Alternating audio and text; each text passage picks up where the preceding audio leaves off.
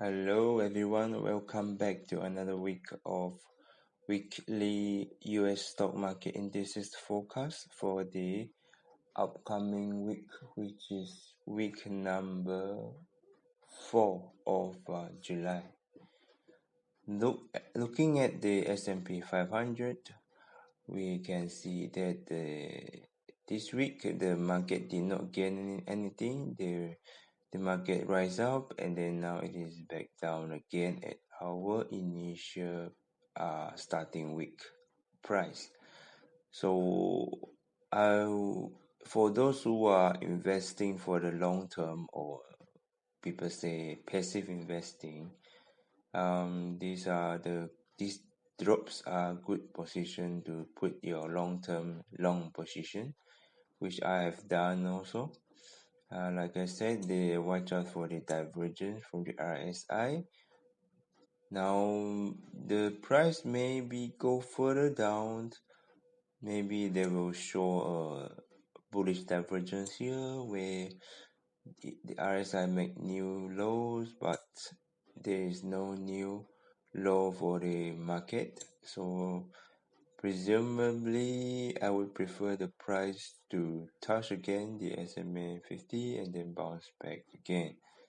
No big volume, showing not much buying or selling pressure. MACD has shown to be the trend to be going downtrend, but very big indicator here is there is a bullish divergence. So when there's a bullish divergence on the MACD, we can expect the price to go further downwards. But in this kind of situation, don't bet against the bigger trend, which is the uptrend.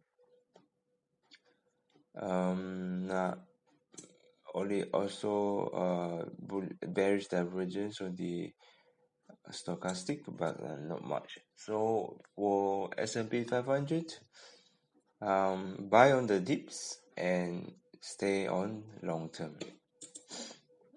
Looking at the Nasdaq 100,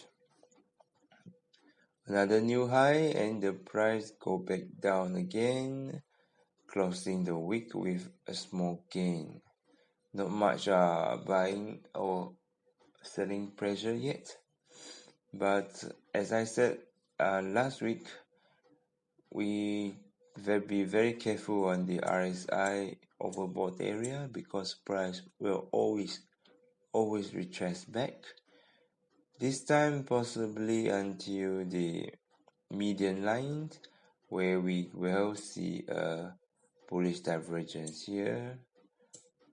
So the price is still on a good uptrend bias. For MACD again, there's a big divergence here where MACD did not make any new high as compared to the price. So we might, there's about a 30%, I would say, possibility of a bigger short position by the big institution. For a stochastic, we can see that bearish divergence would be forming within the upcoming weeks, but don't read too much into it. So again, for Nasdaq 100, a good recommendation is to buy on the dips and then stay on the long term. But watch out for I'll say a 30% of a major pullback in the upcoming weeks. But we will look week by week to study the situation. For a New York Composite, no new highs. I would say that when the price failed to make new highs, it could possibly mean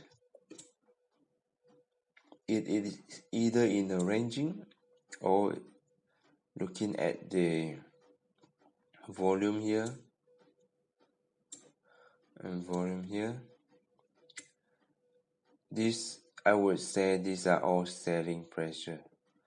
So in the upcoming weeks or months, it is mostly possible for New York Composite to have a bigger crash. I would say 70% probability for a bigger crash coming in the upcoming weeks or months, with little room to go upwards. For the Nasdaq Composite, again last week, as I mentioned, RSI has been overbought, so expect the price to pull back. So the week started with the price gaining and then losing back everything. It is could be a good time to buy currently in the market, but I would recommend, I myself would buy on the dips around this area for the long term. MACD has been showing a downtrend, some bullish divergence forming in the stochastic. For the Dow Jones Industrial, price touching the previous high and then pull back again.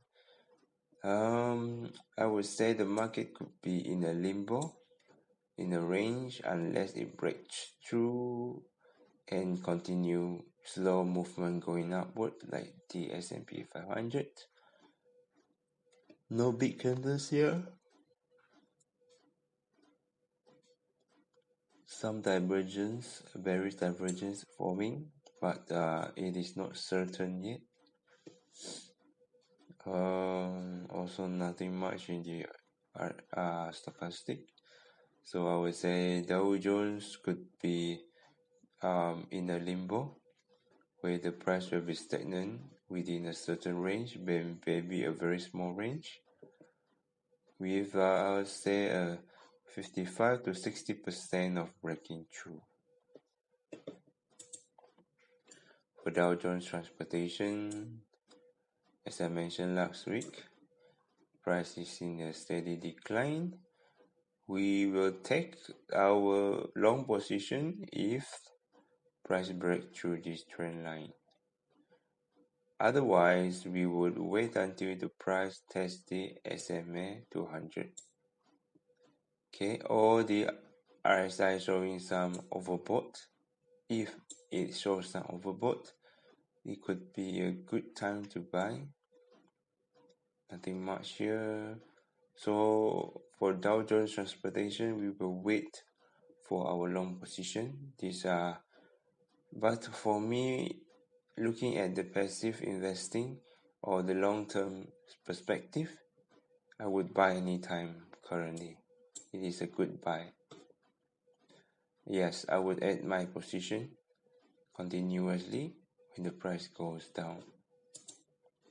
Lastly, for gold, since the overbought here, price has been going to the oversold area and then bounce back to the median again, then I could be expecting another downtrend here. Yes, higher probability, I would say 65% the price will go down again. So for those of the risk takers, maybe put your sell position currently and then stop loss just above the SMA 50 line. Another 40% where the price will move up, but maybe the target price will move up will be around here. And with that, I've ended my forecast for the upcoming week 4 of July. That's it for this week. Stay safe and bye bye.